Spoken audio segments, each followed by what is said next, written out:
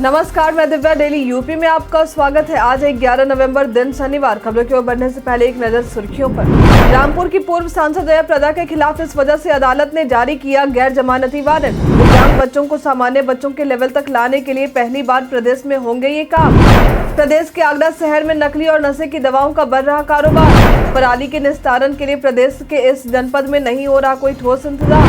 अब आपके घर आसानी से पहुंचेगा नल से जल। हाईटेक तरीके से की जाएगी मॉनिटरिंग। चलिए बढ़ते उत्तर प्रदेश के अब तक के 25 बड़ी खबरों की ओर विस्तार से। महिला एवं बाल विभाग के अंतर्गत आंगनबाड़ी केंद्रों में वर्कर और हेल्पर के पदों पर निकली भर्ती। गुजरात सरकार के महिला एवं बाल विभाग के अंतर्गत आंगनबाड़ी केंद्रों में वर्कर और हेल्पर के 10,000 से भी अधिक पदों पर भर्ती निकाली गई है। इस भर्ती के लिए इच्छुक उम्मीदवार गुजरात सरकार के कॉमन भर्ती पोर्टल ehrms.gujarat.gov.in पर जाकर आवेदन कर सकते हैं। आवेदन करने की अंतिम तारीख 30 नवंबर 2023 निर्धारित की गई है। इस भर्ती के लिए यदि शैक्षणिक योग्यता की बात करें तो उम्मीदवारों को 10वीं पास होना जरूरी है। वहीं उम्मीदवारों के लिए आयु 18 से 33 वर्ष तक निर्धारित की गई है। हालांकि आरक्षित वर्गों को आयु सीमा में छूट दिए जाएंगे। दिल्ली कैपिटल्स के कैंप में नजर आए ऋषभ पंत। कोलकाता में चल रहे दिल्ली कैपिटल्स के कैंप में स्टार बल्लेबाज ऋषभ पंत दिखे। इन्हें देखने के बाद अंदाजा लगाया जा रहा है कि आईपीएल के अगले सीजन में खेल सकते हैं। याद होगा कि बीते वर्ष दिसंबर के महीने में पंत का एक भयंकर रोड एक्सीडेंट हुआ था, जिसके बाद से वे क्रिकेट की दुनिया से लंबे समय तक आउट रहे। लेकिन अब ये एक्शन में नजर आ रहे हैं। पंत के स्वास्थ्य में पहले से काफी सुधार देखा जा रहा, लेकिन अभ्यास में अभी तक शामिल नहीं हुए हैं। लेकिन उम्मीद है कि जल्दी वे अभ्यास भी शुरू कर दें। रामपुर की पूर्व सांसद जया प्रदा के खिलाफ इस वजह से अदालत ने जारी किया गैर जमानती वारंट। रामपुर की पूर्व सांसद जया प्रदा को लेकर गैर जमानती वारंट कोर्ट द्वारा जारी किया गया है। दरअसल मामला 2019 का है, जब जया प्रदा के खिलाफ लोकसभा चुनाव प्रचार के दौरान उन पर आचार संहिता के उल्लंघन का आरोप लगा और मामला दर्ज हुआ था। अभी तक यह मामला रामपुर के एमपी एमएलए कोर्ट में विचाराधीन है, क्योंकि कई तारीखें देने के बावजूद भी वे कोर्ट में हाजिर नहीं हो रही थी। अब कोर्ट द्वारा सख्ती से 17 नवंबर को कोर्ट में पेश होने के आदेश दिए गए हैं। लेकिन अब देखना है कि इस दौरान भी जया प्रदा पहुंचती है या नहीं। कई कारणों से दर्ज है भारत के इतिहास में आज की तारीख। आज के दिन वर्ष 1950 में भारत में पहला भाप इंजन चितरंजन रेल कारखाने में बनाया गया। आज के दिन वर्ष 1956 में भाषा के आधार पर मध्य प्रदेश राज्य का गठन हुआ था। आज के दिन पंजाब से अलग करके हरियाणा राज्य का गठन वर्ष 1966 में किया गया था। आज के दिन वर्ष 1973 में मैसूर का नाम बदलकर कर्नाटक किया गया। आज के दिन वर्ष 1973 में पहली अंतर्राष्ट्रीय डाक टिकट प्रदर्शनी नई दिल्ली में शुरू हुई थी। आज के दिन राष्ट्रीय स्तर पर राष्ट्रीय शिक्षा दिवस मनाते हैं। आज के दिन वर्ष 1888 में मौलाना अबुल कलाम आजाद का जन्म हुआ था। आज के दिन जीवत राम भगवान दास कृपलानी का वर्ष 1888 में जन्म हुआ था, जो पेशे से एक वकील और राजनीतिज्ञ थे। आजम खान के रामपुर पब्लिक स्कूल को खाली करवाने पहुंची प्रशासनिक टीम। सपा पार्टी के नेता आजम खान के कब्जे से शिक्षा विभाग द्वारा जमीन मुक्त करवाने के मोहलत दिए गए थे, लेकिन अब यह मोहलत खत्म हो चुकी है। स्कूल की तरफ से जमीन खाली करवाने की अवधि बढ़ाने की मांग भी की गई, लेकिन प्रशासन ने इस मांग को पूरा करने से साफ इनकार कर दिया। मोहलत खत्म होते ही बीते ही दिनों रामपुर पब्लिक स्कूल को सील करने प्रशासनिक टीम पहुंची, जहां से उन्होंने स्कूल में मौजूद फर्नीचर और अन्य सामान हटाने के काम किए। इस दौरान स्कूल में मौजूद सभी छात्रों को छुट्टी दे दी गई थी। दिव्यांग बच्चों को सामान्य बच्चों के लेवल तक लाने के लिए पहली बार प्रदेश में होंगे ये काम। दिव्यांग बच्चों को परीक्षा इस बार बेसिक शिक्षा विभाग द्वारा अलग से आयोजित की जाएगी, ताकि सतत मूल्यांकन के साथ ही उनकी जरूरतों का भी ख्याल रखा जा सके। साथ ही उन बच्चों को सामान्य बच्चों के स्तर तक लाने का प्रयास भी किया जा सके। गणित और भाषा के आधार पर इस बार कक्षा 1 से 8 तक के 3 लाख से भी अधिक बच्चों का विभाग की तरफ से आकलन किया जाएगा। परीक्षा को OMR के आधार पर लिया जाना है। मिली जानकारी के अनुसार परीक्षा का आयोजन सरल ऐप के माध्यम से किया जाएगा, जो शैक्षणिक वर्ष के अंत तक मार्च या अप्रैल महीने के पहले सप्ताह में करवाया जाएगा। यूपी में हेल्पलाइन नंबर 112 पर 1.30 लाख कॉल होंगे रिसीव। अब 1.30 लाख कॉल को यूपी में हेल्पलाइन नंबर 112 पर रिसीव किया जा सकेगा। फिलहाल कॉल टेकर्स की संख्या 673 है, जिसे बढ़ाकर 825 किया जाएगा। यूपी 112 द्वारा बयान जारी करते हुए कहा गया है कि नई सेवा प्रदाता कंपनियां भारत इलेक्ट्रॉनिक्स लिमिटेड और वीविन लिमिटेड श्रम आयुक्त द्वारा निर्धारित वेतन दर एवं अन्य अनुमन्य या सुसंगत अधिनियमों और नियमों के अधीन सुचारू रूप से यूपी 112 को अपनी सेवाएं प्रदान कर रहे हैं। वहीं यूपी 112 के दूसरे चरण में होने वाले अपग्रेडेशन के बारे में बताया गया कि जहां कहा गया कि वर्ष 2017 में यूपी 112 का औसत रेस्पॉन्स टाइम 25 मिनट 42 सेकेंड था, वह वर्ष 2023 में घटकर औसतन 9 मिनट 18 सेकेंड रह गया। वाराणसी में धनतेरस के अवसर पर मां अन्नपूर्णा के दर्शन के लिए लगी लंबी कतार। बीते ही दिनों वाराणसी में भगवान शिव को अन्न धन की भिक्षा देने वाली मां अन्नपूर्णा के स्वर्णमयी स्वरूप के दर्शन शुरू हो गए हैं। बता दें कि धनतेरस के दिन स्वर्णमयी स्वरूप मां अन्नपूर्णा के दर्शन करना शुभ माना जाता है। ऐसी मान्यता है कि इस दिन मां भक्तों पर खजाने से सुख और सौभाग्य बरसाती है। मंदिर के बाहर धनतेरस के पहले से ही मां के दर्शन के लिए 24 घंटे पहले से ही लंबी कतार देखने को मिली। इस दौरान मंदिर प्रशासन की तरफ से भक्तों के लिए नाश्ते और पानी का इंतजाम भी किया गया था। उत्तर प्रदेश बर्थडे में आज हम बात करेंगे बोनी कपूर के बारे में। इनका जन्म उत्तर प्रदेश के मेरठ में 11 नवंबर वर्ष 1955 में हुआ था। ये पेशे से एक फिल्म निर्माता है जिन्होंने तमिल और तेलुगु के अलावे कई हिंदी फिल्में भी बनाई। इनके द्वारा बनाई गई फिल्मों में हम 5, वो 7 दिन, मिस्टर इंडिया, रूप की रानी, चोरों का राजा, प्रेम, जुदाई, हमारा दिल आपके पास है जैसी कई प्रसिद्ध फिल्में बनाई। इन्हें इनके क्षेत्र में सराहनीय कार्य के लिए कई पुरस्कारों से भी सम्मानित किया गया, जिनमें मिस्टर इंडिया के लिए स्टार एवं स्टाइल पुरस्कार शामिल है। बढ़ते वायु प्रदूषण के बीच इस दिवाली प्रदेश वासियों से एक खास अपील। प्रदेश में बढ़ते प्रदूषण और इस दिवाली में घरों की साफ सफाई से लेकर पटाखों की आतिशबाजी करने तक लोगों को सुझाव दिया जा रहा है। लोगों से अपील की जा रही कि दिवाली के समय घर से निकले कूड़े कचरे को नगर निगम की गाड़ी को ही दे। इन कूड़े कचरों को जलाने से बचे, साथ ही पटाखों के इस आतिशबाजी को कम करने की कोशिश भी करें। डॉक्टर की तरफ से भी प्रदूषण को लेकर और इसमें होने वाले सेहत के नुकसान को लेकर खास सुझाव दिए जा रहे हैं ताकि लोग इसके प्रति जागरूक हों। बढ़ते प्रदूषण और दिवाली को लेकर भी क्षेत्रीय प्रदूषण कार्यालय के अधिकारियों द्वारा सलाह जारी की गई है। इसके अलावा कहा गया है कि दिवाली प्रकाश का पर्व है। प्रकाश को लेकर जितनी विधियां हैं उनका प्रयोग करें। पटाखे का इस पर्व से कोई जुड़ाव नहीं है। खाद्य एवं औषधि प्रशासन की टीम ने बिक्री के लिए रखे गए फफूंद लगे मिठाइयों को किया जब्त। इस दिवाली प्रदेश में मिल रहे मिठाई व खाद्य सामग्री और सरसों तेल या रिफाइंड को लेकर आम लोगों को काफी सावधान बरतने की जरूरत है, क्योंकि आगरा में खाद्य एवं औषधि प्रशासन की टीम द्वारा अवैध रूप से बिक रहे इन चीजों को जब्त कर साथ ही बिक्री के लिए रखे गए फफूंद लगी मिठाइयों को नष्ट करवाया गया है। टीम द्वारा जांच के लिए कई खाद्य सामग्रियों के 31 नमूने इकट्ठे किए गए। प्रदेश के आगरा शहर में नकली और नशे की दवाओं का बढ़ रहा कारोबार। प्रदेश में आगरा शहर दवाओं के मंडी के लिए जाना जाता है, लेकिन शहर में असली दवाओं की आड़ में नकली और नशे की दवाओं का भी कारोबार चल रहा। इससे पहले भी इस तरह के कारोबार का कनेक्शन दिल्ली और पंजाब में मिला था, जहां से दवा कारोबारियों को पुलिस ने गिरफ्तार किया, लेकिन अब यह कनेक्शन आगरा से मिला है। पुलिस की पड़ताल में यह बात सामने आई है कि प्रदेश में कई नशीली दवाओं की तस्करी की जाती है।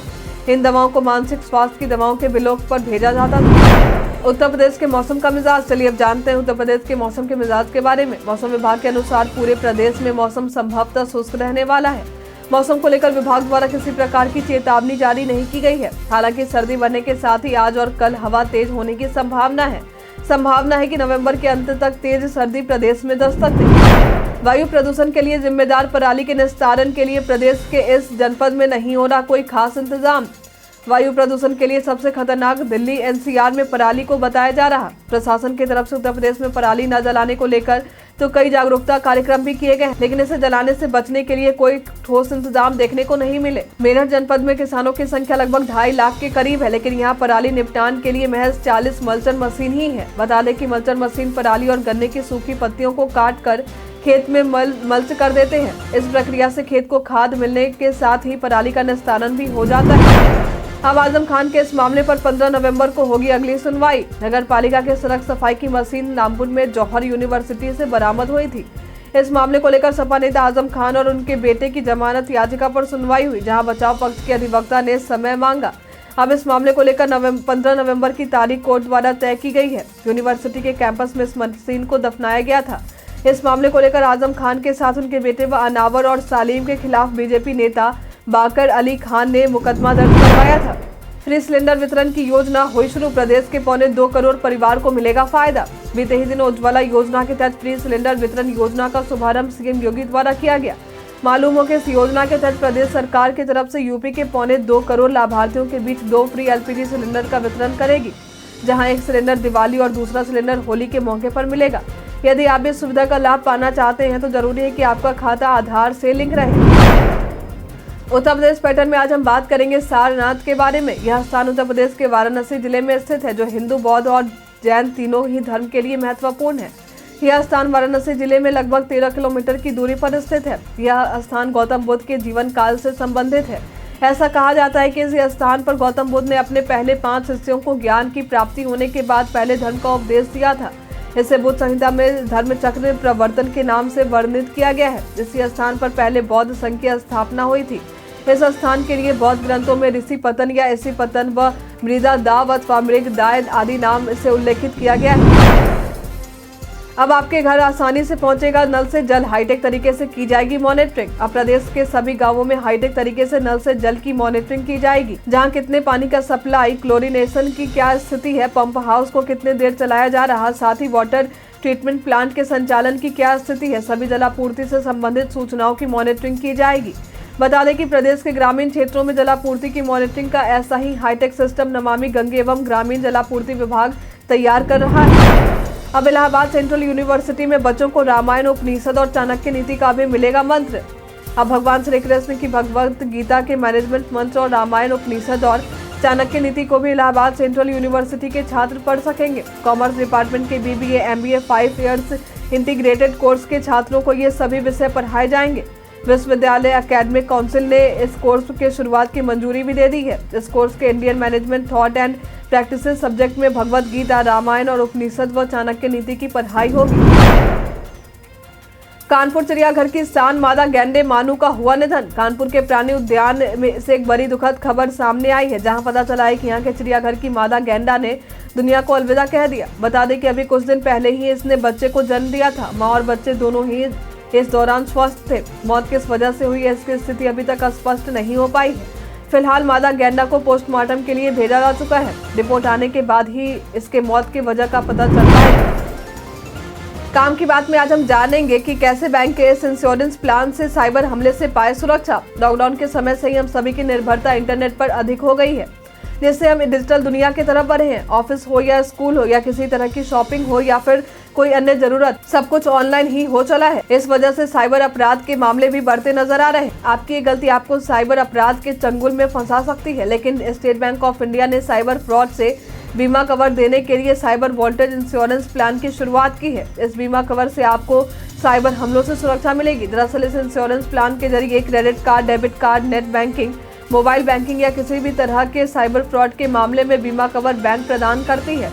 यदि आप भी साइबर हमलों से सुरक्षा चाहते हैं तो आप बैंक का यह इंश्योरेंस प्लान ले सकते हैं। इस अथॉरिटी के गठन से चमकेगा यूपी, पेरिस की दिखेगी झलक। योगी सरकार ने रीजनल डेवलपमेंट अथॉरिटी का गठन करने की तैयारी कर रही, ताकि बड़े शहरों के साथ ही उसके आसपास के जिलों का सुनियोजित विकास किया जा सके।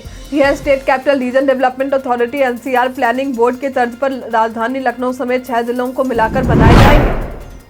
सीएम योगी को प्राण प्रतिष्ठा समारोह में आने के लिए मिला निमंत्रण। सीएम योगी को अयोध्या में निर्माणाधीन श्री राम जन्मभूमि मंदिर में प्राण प्रतिष्ठा समारोह में आने के लिए औपचारिक रूप से निमंत्रण दिया गया है।